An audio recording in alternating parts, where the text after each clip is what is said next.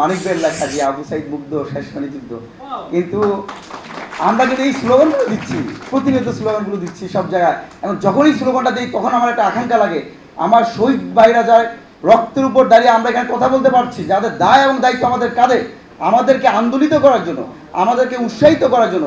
আমরা যখন অনেক সময় আন্দোলন করে ক্লান্ত হয়ে গেছি, আপনাদের লেখনী, আপনাদের কথা, আপনাদের ছড়া, আপনাদের আবৃত্তি আমাদেরকে আরও দ্বিগুণ উৎসাহে কাজ করার শক্তি জুগিয়েছে।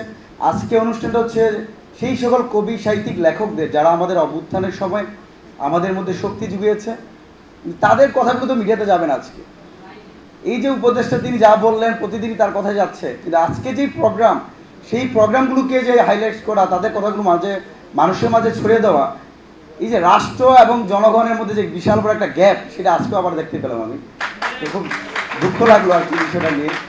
আর আমি আমার ব্যক্তিগতভাবে এখানে আসার একটা উদ্দেশ্য হচ্ছে, আমরা যখন আমি ব্যক্তিগত 2018 সালে কোটা সংস্কার আন্দোলন করেছি, পরবর্তীতে 2023 সালে আমরা যখন ফেসিবাদ বিরোধী লড়াই সংগ্রাম করছি, সেই সময় আমি খুব করে চাইতাম যে আমার মনে হতো যে আওয়ামী লীগের সাথে যারা রাজনীতি করে বা সংস্কৃতি কর্মী যারা আছে, একজন চিত্রনায়ক ফেরদৌস আছে, রিয়াজ আছে, মোটামুটি স্ট্যান্ডার্ড মানুষজন তাদেরকে পছন্দ করে, গায়কও আছে, আবার লেখকও অনেকে আছে।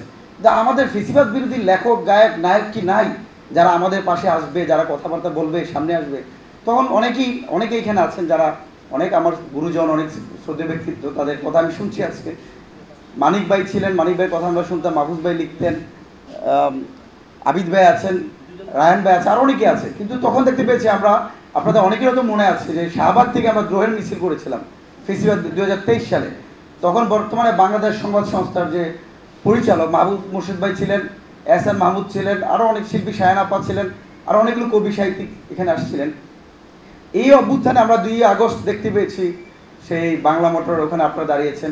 আসলে আপনাদের প্রতি আমি অনেক বেশি কৃতজ্ঞ, এবং আপনাদের যে লেখনী, আজকে আমি জানতে পেরেছি যে মানিক ভাইয়ের লেখা যে আবু সাইদ মুগ্ধ শেষখানি যুদ্ধ, কিন্তু আমরা কিন্তু এই স্লোগানগুলো দিচ্ছি, প্রতিনিয়ত স্লোগানগুলো দিচ্ছি সব জায়গায়। এখন যখনই স্লোগানটা দিই তখন আমার একটা আকাঙ্ক্ষা লাগে, আমার শহীদ ভাইরা যায় রক্তের উপর দাঁড়িয়ে আমরা এখানে কথা বলতে পারছি, যাদের দায় এবং দায়িত্ব আমাদের কাঁধে, তখন বারবার স্মরণ করে দিচ্ছে আমাদের এই কাজগুলো করা উচিত, এগুলো করতে পারছি না।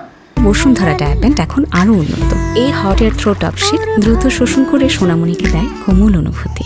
সেই জায়গাতে আমাদের এই আন্দোলনগুলোতে আমি নিজে 15 জুলাই ঢাকা বিশ্ববিদ্যালয়ে বিসি চত্বরে হামলার শিকার হই, এবং তখন একটা ছবি গুজব হয়েছিল যে আমি মারা গিয়েছিলাম। হসপিটালে থাকা অবস্থায় আমি গানগুলো শুনতাম। আবু সাইদ যখন শহীদ হয়েছেন তখন মুক্তির মন্দিরে একটা গান করতো, দেশ নিয়ে অনেক গান হতেছে। প্রত্যেকটা গান শুনলেই মনে হতো যে আমি এখনই যুদ্ধে যাই, আপনাদের লেখনী শুনলেই মনে হতো যে এখন যুদ্ধে যাই।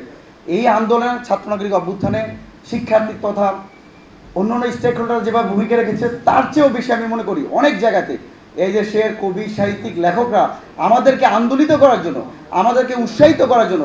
আমরা যখন অনেক সময় আন্দোলন করে ক্লান্ত হয়ে গেছি, আপনাদের লেখনী, আপনাদের কথা, আপনাদের ছড়া, আপনাদের আবৃত্তি আমাদেরকে আরও দ্বিগুণ উৎসাহে কাজ করার শক্তি জুগিয়েছে। আপনাদেরকে অনেক কৃতজ্ঞতা জানাচ্ছি।